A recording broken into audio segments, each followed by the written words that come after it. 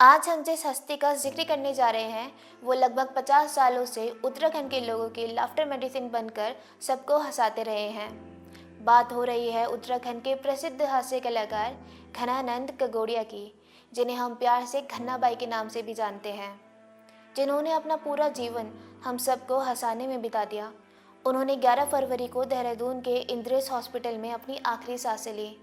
एक लंबे अरसे से उनका स्वास्थ्य कुछ ठीक नहीं चल रहा था। इस दुखद खबर ने पूरे उत्तराखंड को झंझोड़ कर रख दिया। आपको बता दें, खन्ना भाई उत्तराखंड के मंजे हुए कलाकार थे। इनका जन्म 1953 में पौड़ी के गगोड़ गांव में हुआ। उसके बाद कैंट बोर्ड लैंसडाउन से इन्होंने अपनी आगे की शिक्षा प्राप्त की। फिर 1970 में लैंसडाउन में ही इन्होंने झंकार क्लब ज्वाइन किया, जहां इन्होंने रामलीला में एक्टिंग करनी शुरू कर दी।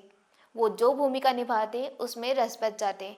इसी दौरान इन्होंने गाने गाए, डांस किया और खूब एक्टिंग की।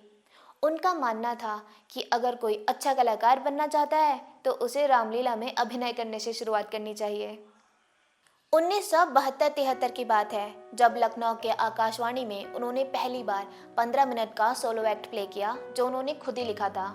उसमें उन्होंने तरह तरह के किरदार निभाए, जो वहां मौजूद सभी लोगों को खूब पसंद आया।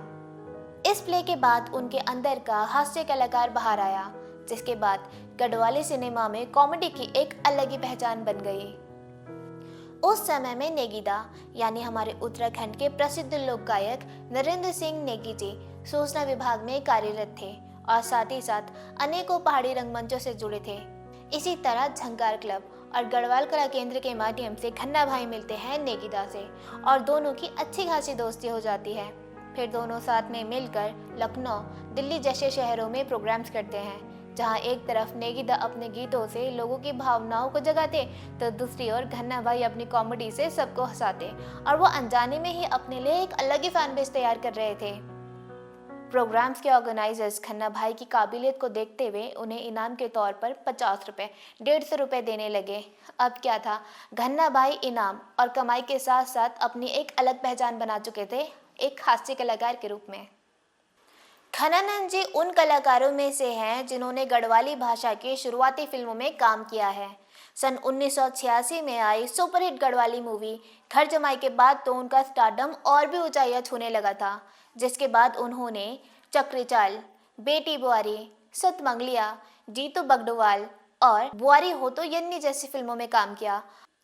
और अब तो ऐसा टाइम आ गया था जहां मूवीज के हीरो ही घन्ना भाई थे। इन मूवीज का नाम था घन्ना भाई MBBS, घन्ना गिरगिट और यमराज। गढ़वाली सिनेमा में कॉमेडी का एक अलग ही जॉनरा तैयार हो रहा था। सिर्फ फिल्में ही नहीं, घनानंद जी ने कई गढ़वाली गानों में भी एक्टिंग की है और उनमें से कितने गीत तो ऐसे हैं जिनमें उनका सिर्फ कैमियो है और उनका कैमियो भी किसी फुल लेंथ रोल से कम नहीं रहा।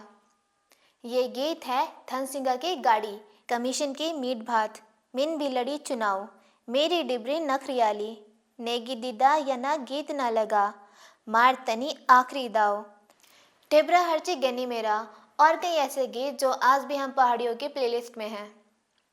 आनंद जी ऐसे व्यक्ति रहे हैं जिन्होंने फिल्में, एक्टिंग और कॉमेडी कभी पैसों के लिए नहीं की, बल्कि इसलिए की क्योंकि उन्हें कला से प्यार था और हास्य की तरफ उनका एक अलग ही रुझान था। पर वो कहते हैं ना, किसी किसी के हाथों में राजयोग होता है, बस उनकी किस्मत में भी वही राजयोग था। उन्होंने एक्टिंग के साथ साथ 7 सरकारी नौकरियां करके छोड़ी है। सुनने में यकीन नहीं आ रहा ना, पर ये सच है। एक्टिंग और नौकरी के साथ साथ उन्होंने अपने परिवार को भी बखूबी संभाला।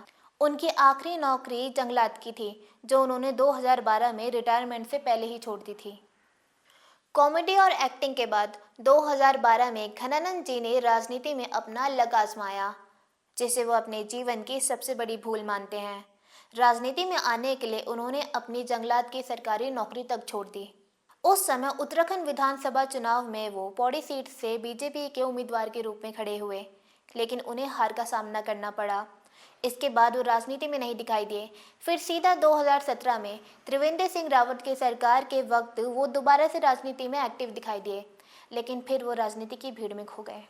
तो ये थी उत्तराखंड के मशहूर हास्य कलाकार घनानंद गगोड़िया के जीवन के कुछ पहलू। 5 दशक उत्तराखंड को हंसाने के बाद वो हमारी आंखें नम करके चले गए, लेकिन उनके अस्तित्व की छाप हमारे दिलों में हमेशा रहेगी। वो जहाँ कहीं भी हो, भगवान उनकी आत्मा को शांति दे।